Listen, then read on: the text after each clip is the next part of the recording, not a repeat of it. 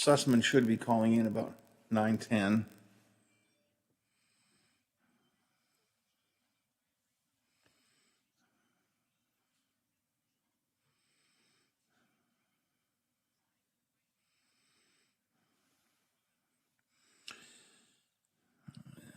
Let me know when he's on.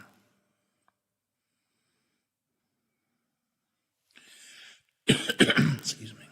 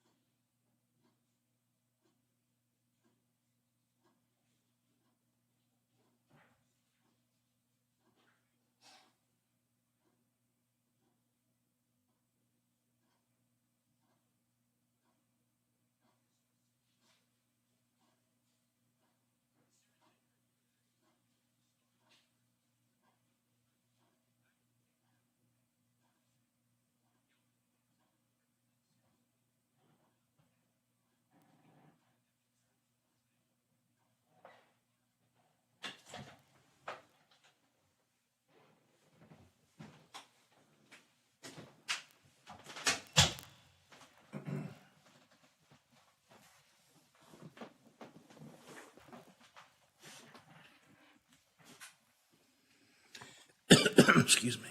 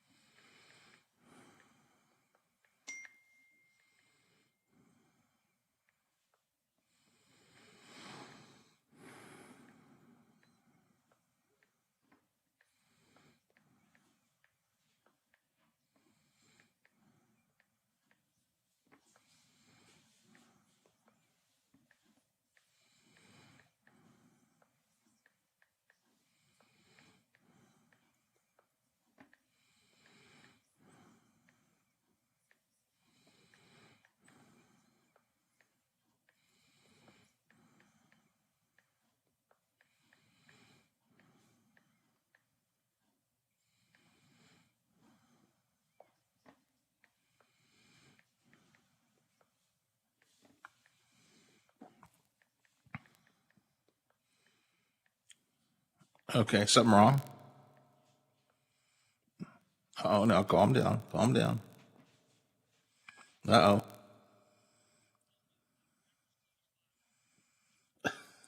More, more troubles or just the same thing?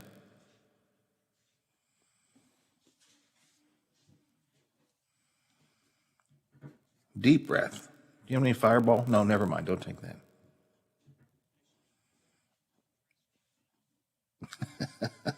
Synthetic fields.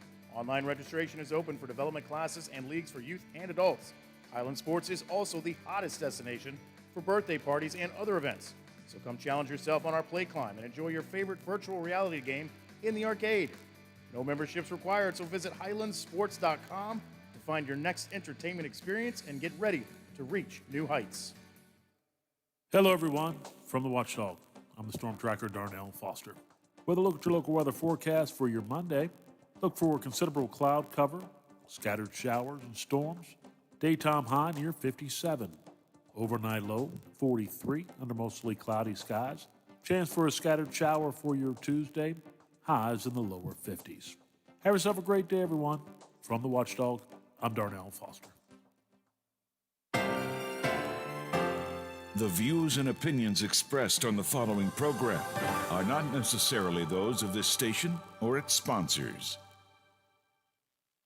What a great day today. What makes you say that? In case you missed it, today is National Pumpkin Day. It's National Pumpkin Day. How do you celebrate? What do you do? I'll tell you what I don't do. What we don't do. We don't throw our pumpkins. In observance of National Pumpkin Day, we paint our toenails to look like pumpkins. Pumpkins, huh? Sounds like fun. Great, let's do it. Showtime.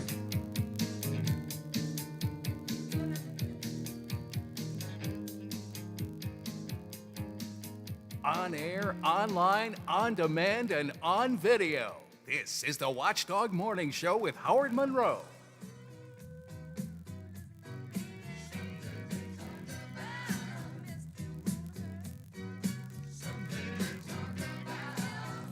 What are we talking about this fine Monday morning here on the Watchdog Morning Show? Election Day, just about a week away. We'll talk about what to expect in this final week with Tom Sussman, my friend from WMOV Radio. Look at the latest poll numbers that WMOV has on statewide races. Gubernatorial candidate Ben Salanga was with us in the last hour talking about his final week running up to the election. The Reverend Darrell Cummings dropped by to talk about his church's upcoming Thanksgiving charity basketball game. Once powerful coal baron Bob Murray is dead at the age of 80. COVID cases hitting record levels across the country. As the president's chief of staff said yesterday, the administration can't control the virus. Ohio County goes above 500 cases, adds 15 more today, and the virus continues creating problems in schools. I'll update you on that in just a moment. Amy Coney Barrett confirmation vote is likely this afternoon. Plus, we'll have a little bit of fun time, talk about the most popular movie monster in West Virginia, according to a recent poll. And I was surprised. It's not what I would have thought. All of that is coming up here on the Watchdog Morning Show. Weather-wise, it's going to be a gray and gloomy day today. Overcast skies all day, maybe some light rain or drizzle. As Zach earlier said, probably going to be the kind of mist that you wish would either stop or become a full-fledged rainfall, which is going to be a misty day today. Cool temperatures for this time of year, below seasonable. We'll be up to around 57 perhaps today. Cooler tomorrow, only around 50 for a high tomorrow, and the gray, gloomy day continues tomorrow. But Wednesday should be a good one. We're looking at 49 degrees at the Wheeling, Ohio County Airport, 49 degrees at the home studios here in the Elm Grove section of Wheeling, and 49 degrees at the Robinson Auto Group studios in downtown Wheeling in the heart of the Ohio Valley. Some morning COVID news for you here in the upper Ohio Valley. A lot of school systems are having to adapt. Wheeling Park High School is on 2 more days of remote learning. They had 5 days of remote learning last week. They extended that for a couple of extra days today and tomorrow.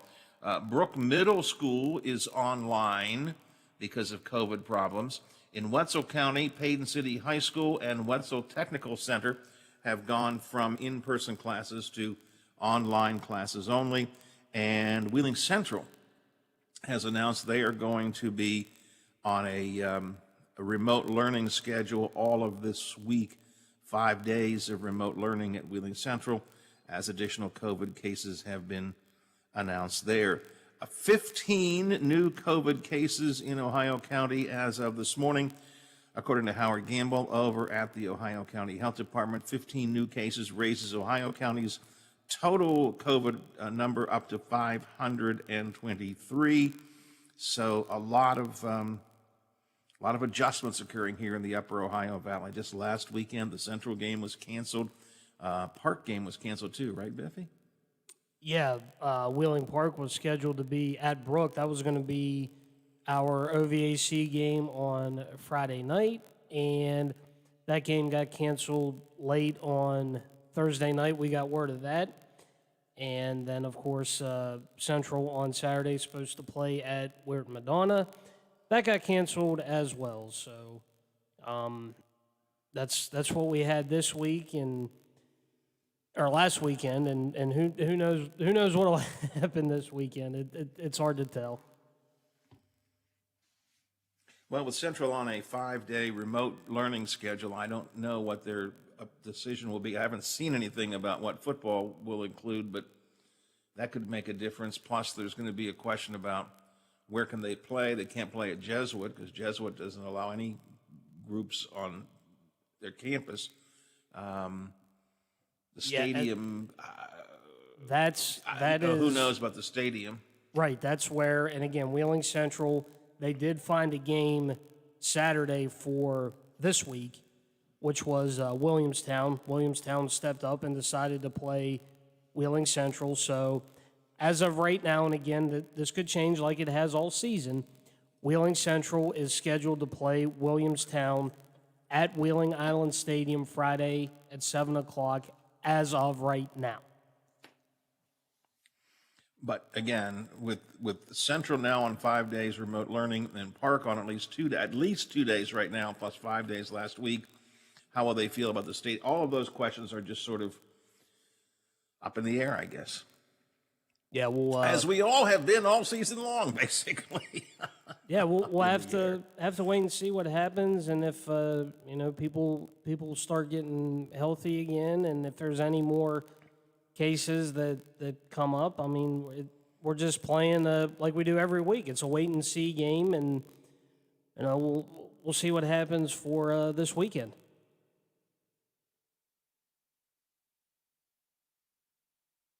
So we'll wait and see, and hopefully we have football. I know, and welcome to the show.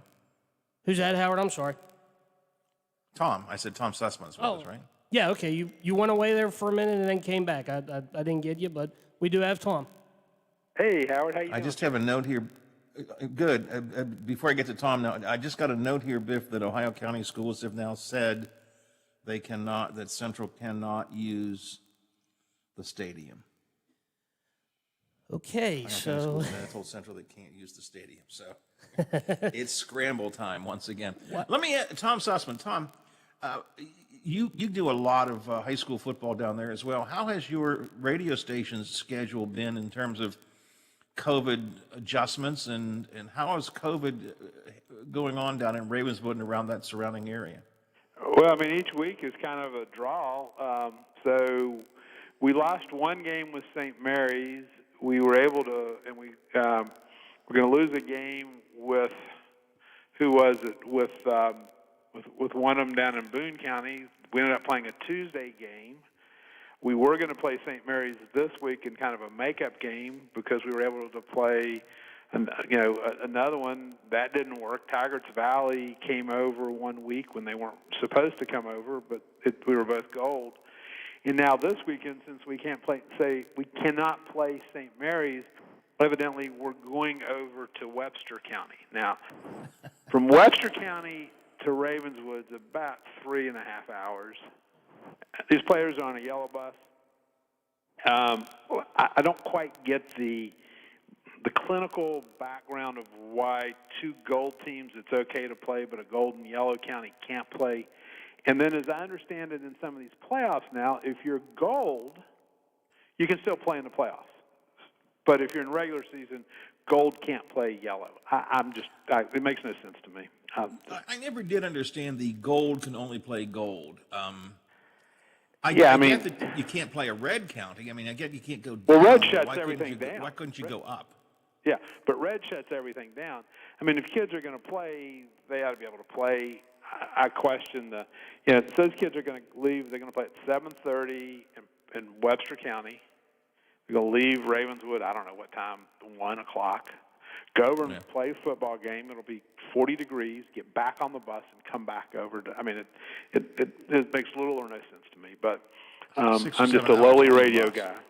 Yeah, 6 or 7 hours on the bus. Oh yeah, and we're not talking like Greyhound. We're talking Yellow Dog. That's a good point. Well, we'll all remember the year of 2020. That's for sure, for so many different reasons, but certainly in football as well. Tom, let's add that to the political mix. You're a good political analyst. We've talked often about politics. How big a factor does COVID play in the presidential election, or not presidential, in the gubernatorial election?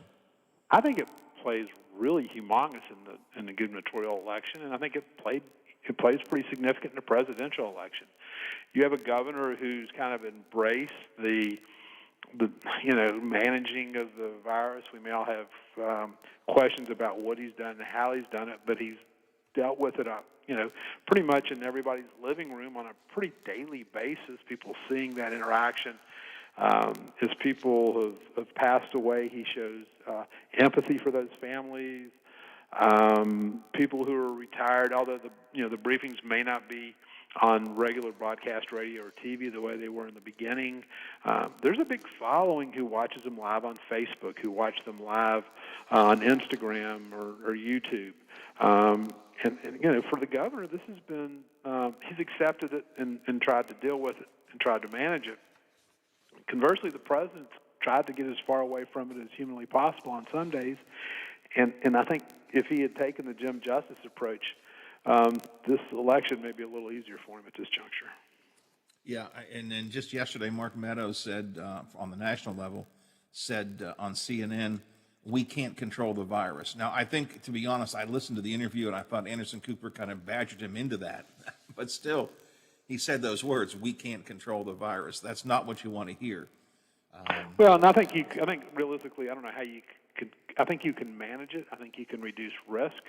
I mean, I used to work at TEIA, health insurer, and a lot of what we tried to do was reduce risk of heart conditions, reduce risk of diabetes, reduce risk of different health indications. And I think with this one, the key is to how do you reduce the risk, especially for those groups that are in high health concern, older people, like me, 60 and above, how do we reduce that? And people who have diabetes and people who have COPD, and what are the steps? And I don't think they've dealt with that up front.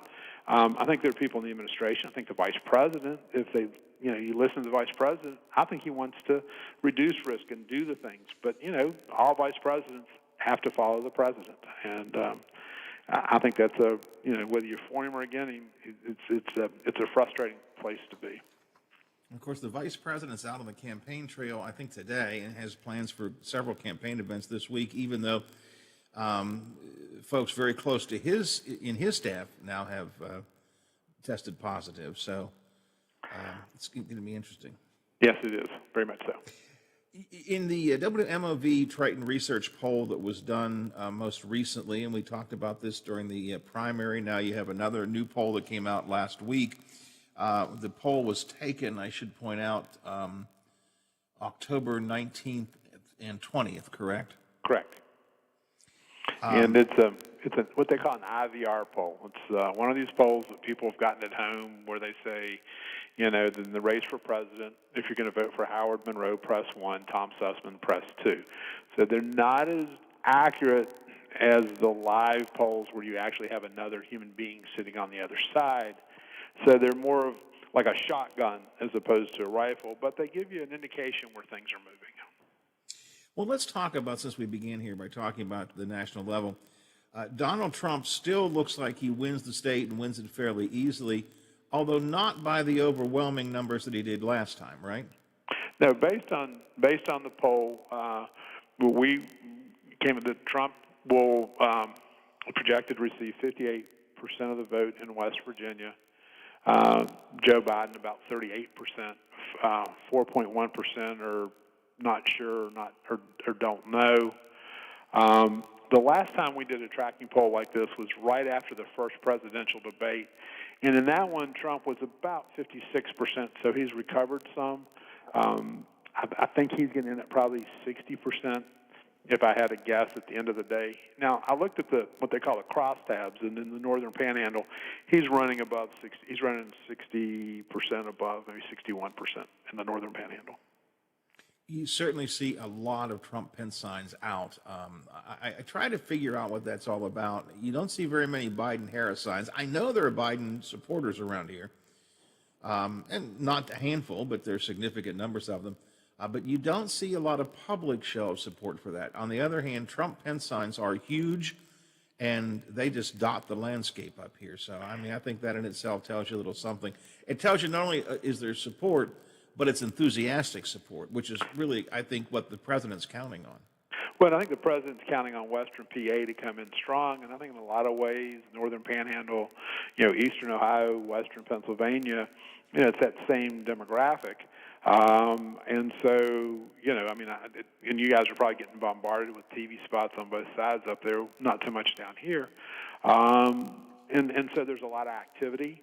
But yeah, it's interesting. Now in Charleston, you'll see some Biden signs. And then I was over in Randolph and Pocahontas County over the weekend, and I was kind of shocked that did not see a lot of campaign signs for either one of those folks. Saw a couple Biden, saw more Trump, but nothing like what I've seen in other parts of the state. So I don't know what all this means. I would say, what do you read into that? I guess who knows, right? Well, and I think enthusiasm. I think there are those people that are the true blue Democrats, and they're going to put the signs up, and they're the true red Trumpers that will, go to they'll walk off a cliff for the man. And so, those are the people that are doing the boat parades and the car parades. And I think the question becomes the people in the middle, where do they go this time? And, I would suspect Trump's base is 35 to 40%. And that's allowed 35 to 40%. But the question is, at the end of the day, it's going to be who gets their people out to vote. And if in Pennsylvania it's 3-4%, this whole thing's a turnout game. It's not who's the most popular. It's who is best at getting their supporters to the polls on Election Day. And the president may have done a favor for the Democrats by calling into question mail voting, because I think a lot of these folks now are saying, all right, we're not going to take a chance on mail voting. We're just going to go early vote. And hence we're seeing these long lines at the polling places. The WMOV poll has Trump at 58%. You're saying, and I think you're probably right, by the time the vote is cast, it might be about 60% in West Virginia. Mm-hmm. So my question to you, Tom, then is, and we can talk about specific numbers in a minute, but is a general comment, what does that Trump continuing popularity do to the statewide tickets down ballot? I think for some of the legislative races, I think it helps. What I'm seeing on the statewide races, though, it's who has the best name ID as opposed to who has the party, some of the leaders. But I think in some of the legislative races, I think we're voting in tribes now. So if the majority of the folks think that the Republicans have the right answer, then I think that will help the Ryan Welds of the world, with coattails and some of those folks. But again, this is 2020, so who knows? Well, let's talk about some of the specific races, and let's talk about name recognition. One of the statewide races, Board of Public Works races that WMOV polled on, which I think really shows the power of brand name, is the Attorney General's race, because that's one that is, at the moment, at least according to your poll, a clear winner for Attorney General incumbent Patrick Morrisey. Right. If you look at the numbers, and this is kind of tracked for the first, because we've done two. This is our third tracking poll in the general election process. Morrisey is up 53.3% to Pet Song's 41%. There's about 5.7% undecided. Morrisey's run a number of times. He spent a ton of money when he ran against Manchin for the U.S. Senate. Pretty well-known commodity in the state. Pet Song, aggressive, nice guy, hard worker, but just doesn't have that name ID, nor has he been able to raise the kind of money that Morrissey's raised. And so I think the brand ID of Patrick Morrissey is what's leading this. He's on 53-41. It is, among all the Board of Public Works, probably the most easy to see race where you look at name recognition. Morrissey, whether you like him or not, you can despise him. Just about everybody, I shouldn't say everybody, but many people in the state recognize Patrick Morrissey's name. He's been in office now for 2 terms. He's been in front of the camera frequently. He ran for Senate. He puts himself up as a real spokesperson for conservative causes. So his name recognition obviously very high. And Pet Song is about a complete opposite you could get. He's a complete and total newcomer, coming out of nowhere, having to build brand recognition from basically zero. And you can see how that makes a difference in that particular race. Absolutely. Well, the other one that you see, Howard, is the treasurer's race. You have a Democrat, John Perdue, who's well known. Spent a ton of money, ran for governor several years ago, but just been around, is a known commodity. You have Riley Moore, who's a young, upcoming Republican, a real hard worker when he was in the legislature. Got beat by John Doyle for re-election in the midterms. But John is a well-known commodity, just as Morrissey is, and he's leading Riley Moore 54.7 to 39.3%. So it's basically 55-40. And again, I think that's a function of just name ID, of people knowing John Perdue. Oh, yeah, I know John Perdue. He's been around. Riley Moore, I don't know that they associate him with Governor Moore, being his grandson, but I think that's an indication. Again, it's about name ID. But again, starting tiering these things in terms of brand recognition, the AG's race is a clear distinction between someone coming out of nowhere and having to build from zero. Right. Morrissey having good recognition to begin with. John Perdue, strong recognition. Moore has a little bit of statewide name recognition, only in the sense that he carries the Moore name. Correct. But not enough to overcome John. And John Perdue is among the best retail politicians. I mean, he's one of these guys, when you see him and he has that big Southern drawl and he says, "How you doing?" And I mean, he is a great retail politician. I mean, in his slogan, "I'm John Perdue, I work for you." Again, that's just, he's been able to create that brand over the years. And I suggest that if Riley's, if he was Archmore the third, it'd be a different race. But I'd suspect that a lot of people just don't, associate him as being, a grandchild of Archmore. Now, one of the races that I think will be particularly close, and they both have good, strong name recognition. Incumbent Secretary of State Mac Warner, former Secretary of State Natalie Tennant, both of whom are known, certainly to the political class and to the general public, really fairly well. And that race looks like a much closer race than these others. Yeah, and if you look at it, the incumbent Mac Warner in the polls leading 50.9% or 51% to Natalie Warner's 44.5 or 45%. Natalie Tennant, which you did last time you and I talked to. Yeah, Natalie Tennant. I keep messing up. Natalie Tennant. The margin of error on this poll is 4.5%. So, or 4%. So, 4% margin of error. So therefore, this race is still uncontested. I think that Warner's probably getting a little bump from being a Republican in a state that identifies more now with Republicans. But again, if Natalie can get her folks out to vote, if Labor in turn votes, if the Democrats do a better job of bringing people to the polls, she could be the beneficiary of that. And Mac Warner has also, in somewhat akin to Governor Justice, being able to get earned media by simply being the governor, in Justice's case.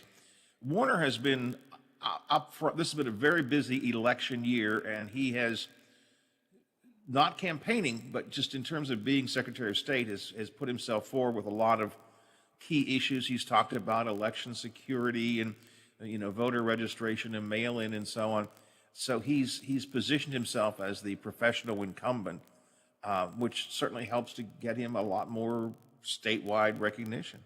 And we didn't get into the whole ballot security issues in this state that you're seeing in maybe in Pennsylvania and some of the others. I mean, I think Secretary of State Warner and his staff kind of addressed all those issues up front. They've managed this thing. And so they've put on a pretty good public facing. The county clerks don't seem to be having issues with what Warner's doing in terms of the administration of the election, or at least it's just not bubbling to the surface like in other locations. And so, yeah, I mean, I think he's been able to use that to his benefit. But again, people remember Natalie. She's former Mountaineer, TV person down here in the Valley, and Kanawha Valley. So this one's going to go up to the end. Well, let's go to the big race, which is the governor's race. Ben Salango told me in the last hour that get out the vote is his most important issue right now. He thinks if he can get out the vote, he can close the polling gap. He kind of, as all candidates do when the polls don't go their way, sort of dismissed the WMOV poll, but he's got a lot. If your poll is anywhere close to being accurate, he's got a pretty big gap yet to fill in the next 8 days. Yeah, and again, I think he is a victim of COVID, in that the governor has basically been able to suck all the oxygen out of the room as it relates to press coverage.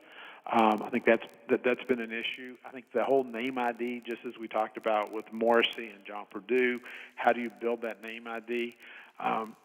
Look, I mean, Ben Salango is working as hard as any candidate has worked, and if they can get the votes out, I've never seen a more competitive individual in my life than Ben Salango. So, I mean, again, I think that, like he says, if he can get the vote out, I mean, Hoppy said similar on his column today on Metro News. So, yeah, I mean, it's a race right now that's trending for the governor. But again, this is the year 2020. This poll is not meant to be a predictor of things to come. It's just kind of a snapshot in time. And, things in America today are pretty fluid. So if I were a candidate and I was running, even if I were behind in the polls, I sure as heck wouldn't give up. And you alluded to this earlier, the enthusiasm behind the vote, which would lead to getting out the vote, makes a big difference. I suspect Salango supporters are more enthusiastic and want to change and will be more aggressive in getting out the vote. Justice may have, according to your poll and others as well, the support, quote, support, but I'm not sure that it's really deep, enthusiastic support. It's kind of like, yeah, okay, I'll pick him. He has his own supporters. Don't anyone want to misunderstand me, but I'm not sure it is the enthusiasm behind that vote is the same as Salango's. And here's what Salango is going to benefit from, is that this Mountain Party values or Mountain Values PAC that's trying to flip the state Senate, they are really enthusiastically working to get labor out to vote, and those are the Salango voters or the labor voters. And at the same time, their negative ads may have the impact of, for the people who would be for those conservative senators, to dampen down turnout. So normally you see coattails from the top down. With the activity that you're seeing in all these different Senate districts, it could be just the other way, where it's coming from the bottom up. And these people will probably spend $3 million before it's over with. Pretty ugly, nasty ads against these Republican state senators. Indeed. And I mean, I went to Snowshoe this weekend, and I heard like 4 different senators anti-ads, and I mean, it's pretty ugly out there right now. Well, Tom, you're very astute in this kind of stuff. You've followed it for years. Do the Democrats have a chance of flipping the Senate this time around? I mean, I think they have a 30%, 40% chance. But West Virginia is a Republican state, make no doubt about it. And all politics are local, so there's some local situations, but there are also some areas where the Republicans can pick up some Democratic seats. So, but now the question will be, what will the Republican caucus look like? Will it be the far Tea Party caucus, or will it be more of a moderate leading Republican caucus, and that's yet to be determined. Well, and with Mitch Carmichael out of the game, who's going to be the Senate president? And you're right. What approach will they take? Carmichael had a very, we knew where Carmichael came from most of the time, so this could be a different Republican Senate, even if it is all Republican. I note that in the morning paper today, excuse me, Ogden reporter Stephen Allen Adams talks about this and said in his weekly column that he had thought a few weeks ago that, or maybe months ago, that the Senate would flip, or the Democrats had a good chance of flipping it. He says he's not so sure about that now. The more he's looked at it, he thinks it's unlikely for a flip. But which kind of sounds like in line with you, 30% is what you're saying, possibility of flipping, and it'll be interesting to see what happens. And but again, it will come. What will that, if the Republicans do maintain control, what will that Senate look like? And you have 3 or 4 potential Republican senators who are very moderate and very pro-teacher and very anti-Tea Party. And will they make up the control? And if they don't control the caucus, do they then vote with the Democrats on major policy issues? And that becomes the real untold story of this election. The person who beat Mitch Carmichael is a teacher, correct? Right, Amy Grady. Yep.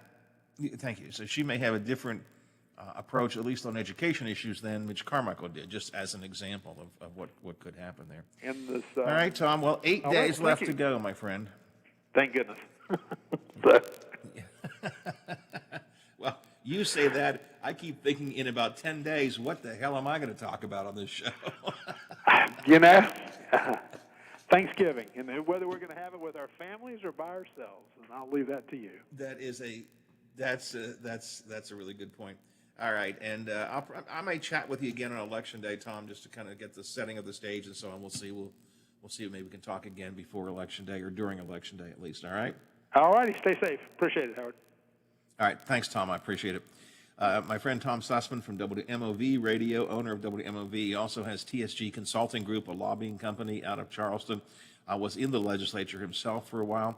I like the way he said, I work with the PEIA. Well, he was the head of the PEIA for a number of years. So a key advisor to Governor Wise when he was in office. So Tom brings a lot of political experience to things, and it's always good to have him join us and chat with us a little bit. And we'll probably talk to him on Election Day and may get him in our election coverage in the evening that night, and I may join his election coverage. We shall have to say, I helped Tom when his radio station was first getting started, and Tom was actually one of the original investors in my own radio station. So that's full disclosure. You know me, I give you full disclosure. There's my full disclosure. Hey, I want to give you one more full disclosure on the election, by the way, and that is this. I have tried one last time. I reached out to Attorney General Patrick Morrisey over the weekend. I want to be fair on this, and Patrick Morrisey has politely criticized me directly, not in tweets or anything, but directly criticized me for some of the things that were said when we interviewed Sam Petzong. And I invited him on the show, and he never picked up on that. And I invited him to come on specifically to talk about the health care issue. He's trying to get rid of Obamacare and join the attorneys general that are fighting against that. And I asked him to join us on that, and he did not respond. He sent me a personal message, apparently from him, not from his staff, saying, Howard, I think you're better than this. Why won't you have me on your show? I've heard you will never allow me on your show. And I had sent him a message back immediately, Patrick, I would love to have you come on. That's been a month or so ago, and I gave him a couple of dates. I said, how about next Monday or Tuesday or Thursday? No response, zip, zero, zilch, yada, nihil, none. So I reached out one last time over the weekend, have not heard back. But I want to be fair. I truly want to be fair. And I want to give him a chance to talk on the show and to share some of his concerns and issues and why he thinks he's the best candidate. I do not intend to attack him, although I intend to question him a lot, particularly on the Obamacare issue. But I will be polite, nice, and kind, and he and I have always, on a personal level, gotten along well when we do see each other. But I just want to let you all know, I have once again, this is now at least the third time, if not the fourth time, I have tried to reach out to Patrick Morrissey to come and join the show. He has no obligation to do so. If he didn't want to, I perfectly understand it. But I don't like it when I'm criticized for not being willing to have opponents on when I make an effort to do it and they don't respond. And I just wanted to get that on the record here. 17 to the hour on the Watchdog Morning Show. It's a busy morning this morning. Central has now gone to a 5-day remote schedule as a result of COVID. Several other schools as well, Brook Middle, a couple in Wetzel County, Wheeling Park High School, and 2 more days of remote learning. 15 new COVID cases in Ohio County, bringing the total to 523. Those are some of the COVID numbers that we have this morning. Here's some more news around the Mountain State from our friends at Metro News. The Metro News Update is brought to you by Thomas Auto Centers, Mall Road, St. Clairsville. Get the best deal at Thomas Auto Centers.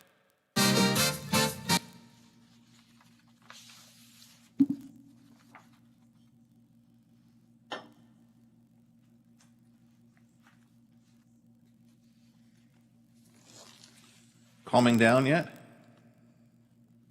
Oh, okay.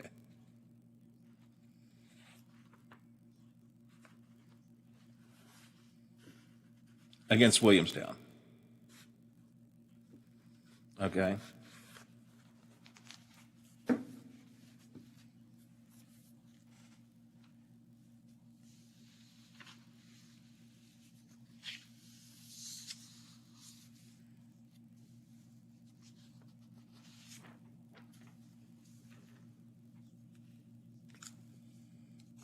Okay.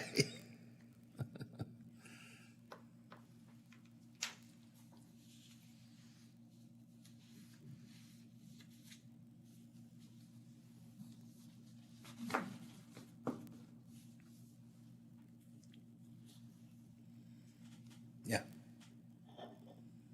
Well, what about going to Williamstown?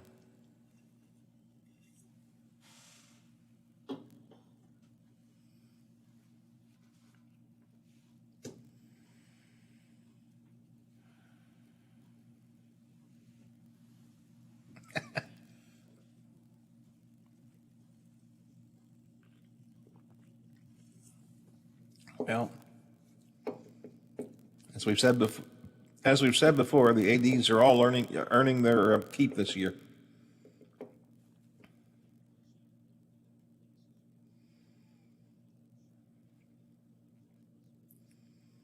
I think that's very, very possible. Yeah, very well. It may be that the school system will decide. I'm just guessing. I have no, but they're on 5 days remote learning. They may decide just to say, no, we're not going to do football, period, this weekend.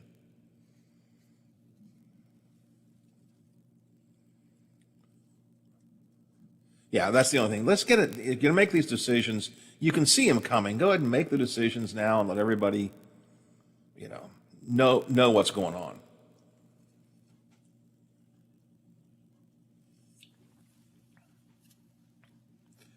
Jerry's got to get frustrated with all of this.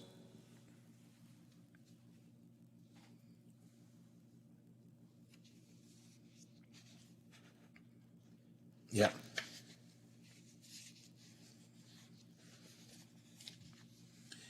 All right. Well, we can talk about that when we come back. If we have some time after we do that, I might do a DC Digest. It'll depend on whether or not we hear from our friends at Channel 7.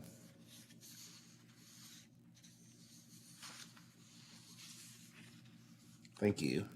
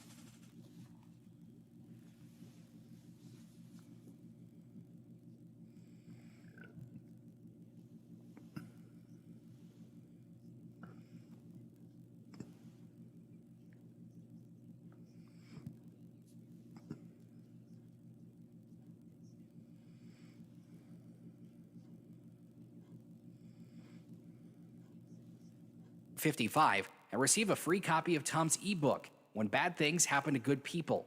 Tom's ebook covers many questions people have about bankruptcy and includes interesting stories about people who tried to avoid filing and people who have filed for bankruptcy. We think you'll be surprised to learn some interesting facts about bankruptcy. Call 877-456-4155. Today is the day to go see your Toyota dealer and save big on the car, truck, or SUV you've been dreaming of. Like an off-road ready 2024 Runner or a rugged Tacoma, both with $1,000 cash back from Toyota. Or go with a 21 gas model Corolla, also with $1,000 back. Or check out the adventurous 2020 RAV4 with available all-wheel drive. Or spacious Highlander with seating for 8, both with up to $1,750 cash back. Take $2,000 cash back on a sporty new 2020 gas model Camry or $3,000 on a hybrid model Camry. Visit Toyota's official website for deals, buyatoyota.com for more great offers, to check out inventory, build your own Toyota, and to find a dealer near you. All to help make buying or leasing your next Toyota easy and affordable. You can take cash back or apply to a down payment. Offers exclude TRD Pro models and hybrid offers vary. See your dealer for details. Don't wait, because...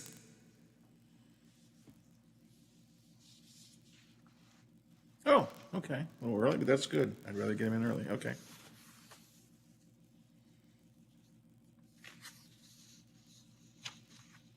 Okay. $10. Pick from steak, wings, ribs, and more. Call in or order online at thelube.com. And follow them on Facebook to stay up to date on their latest specials and promotions. Highland Sports. Hello, everyone. From the Watchdog, I'm Tracker Darnell Foster. With a look at your local weather forecast for your Monday, look for considerable cloud cover, scattered showers and storms. Daytime high near 57. Overnight low 43 under mostly cloudy skies. Chance for a scattered shower for your Tuesday. Highs in the lower 50s. Have yourself a great day, everyone. From the Watchdog, I'm Darnell Foster. Follow us on Facebook for the latest news, show updates, podcasts, alerts, and live video streams from the Valley's only network dedicated to local, community-driven talk radio, The Watchdog. Give us a call and tell us what you're thinking. Locally, 304-214-1600. Out of the area, toll free, 866-514-1600 or 304-232-8255. Conversation you care about from people you know. The Watchdog Morning Show with Howard Monroe continues. Temperature hasn't changed much all morning long. 49 degrees at the Wheeling, Ohio County Airport, 49 and cloudy here at my home studios in Elm Grove, and 49 degrees at the Robinson Auto Group Studios downtown Wheeling in the heart of the Ohio Valley. Let's see what our friends of the Big Seven are working on today. Bob Westfall is with us this morning. Good morning, Bob. Morning, Howard. How are you? I'm good. How was your weekend? My weekend was fine until about midnight last night. Uh-oh, what happened at midnight last night? Arizona Cardinals hit a field goal in overtime. Oh, beat the Seahawks. Yeah. Uh-huh. Well, anyway, other than that, it was good. I see. Okay. Ohio State won, Penn State lost. I thought you were going to tell me some kind of breaking news occurred and they called you to the newsroom, urgent. No, just... Okay. Field goal to overtime, loss. Some of the things we're working on, obviously, we got the news over the weekend. Coal magnet Bob Murray passed away this weekend. Quite a colorful career. We will have have an update on his career, what he has meant to people in the valley. He was a philanthropist as well. So we're going to have a piece on that today on Mr. Murray on his passing for this weekend. So we'll have an update on that. Something else. I disagree with Bob Murray politically all the time, but I mean, I think his politics are completely off base. However, having said that, it's a true American success story in the sense that this guy went from being a miner to owning the largest group of independent coal mines in the country before they went bankrupt. I mean, It's a true American success story. And we will cover that in our story today. As you said, he started out as a coal miner in the mines, working in the mines, and ended up buying. Remember, consolidated coal, and that all became part of his empire. So, again, like you said, literally a rags to riches story. So, we'll have a piece on the passing of an Ohio Valley icon of Bob Murray. So we'll have that. We're going to continue to follow some of the changes in schools in the Valley due to COVID and stuff like that. We have learned that a couple schools in Marshall County has reopened to learning as others have closed. So we're going to be checking up and down the river on that. I do believe Central's gone to remote all week on remote learning. So we're trying to keep up with the changes on that. So that's a daily, literally sometimes, some days it's hourly, because I know we've gotten emails literally one after another from the same school district. So we'll keep a track on that as always this week. It's hard for me to keep track of everything. I think we've got one school in Brooke County is on a day or two of remote learning. You got two down in Wetzel County. You've got Central is on 5-day remote learning. I think Wheeling Park is still on today and tomorrow, a couple more days of remote learning. But I'm like you, Bob. It's hard for me to keep track. Things move so quickly. Yeah, I'm glad I'm not a parent in this day and age, because I think I would totally be confused. So anyway, we're gonna try and keep track on that for viewers. Also, we're gonna sit down with State Senator on Bill Illenfeld, talk to him about the Purdue Pharma settlement from last week, what that meant to the state of West Virginia, what it could mean to the state of West Virginia. So we'll have a little bit of that. And we're going to follow up on the Elizabeth Harbert case. She's expected to have a prelim in Marshall County today at 3 o'clock. Former Ohio County school teacher. We know her history. She's now facing new charges of sexual abuse in the first degree. So we will have supposed to have a prelim magistrate court today, so we will have that information if it happens later today as well. Okay. All right. Interesting stuff going on in the Upper Ohio Valley. That COVID stuff, as I said, it's hard for me to keep track on an hourly, day by day, let alone hour by hour. But I'll trust you guys to do that. That's how I'll gather my information. We will have it. We'll have it on air and online. All right, check things out today at 5, 6, 10, 11, and 5:30 for the statewide show. And, of course, always at WTRF.com, where the breaking news is reported, and also fun stories and interesting stories for you as well at WTRF.com. All right, Bob, I appreciate it. Have yourself a good day. We'll talk again tomorrow. All right, talk to you tomorrow, guys. Bye-bye. Thanks a lot. Our buddy Bob Westfall from the Big 7, WTRF TV. We're still trying to suss out what the 5-day remote learning might mean, or if anything, for Wheeling Central. Central goes on a 5-day remote learning schedule as of today because of COVID cases. Central had been hoping to play, Williamstown this weekend, but they've got to find a place to play it, right, Biffy? Yes, because Jesuit will not allow them to play, so they were going to play at Wheeling Island Stadium, but as we learned last hour, they cannot play at Wheeling Island Stadium now. So I quickly go into think mode and start looking over in Ohio. So you start with, Martin's Ferry. Well, you can't play at Martin's Ferry because with Belair losing on Saturday, Belair and Martin's Ferry, the battle for Sparky, this year it is being played at Martin's Ferry on a Friday night. So you can't use Martin's Ferry. St. Clairsville comes to mind because even though St. Clairsville is hosting their playoff game, they don't play until Saturday. So there's a possibility you could play at St. Clairsville. Other than that, the only other thing I could think of is you try and find every turf field in Ohio that you could play. If all of them are a no-go, and I think this would only be as a last resort, then you call Williamstown and say, hey, can we come down there and play you? But hopefully St. Clairsville will let them play there, and this will all be solved. And I don't want to throw this potential wrench into the scheme, Biffy, but again, with Central having gone to a 5-day remote learning schedule this week, it is conceivable to me that they may make a decision to not play football. Now, hopefully, if they do that, and I have not heard that from any place, anywhere official. It's just me thinking out loud.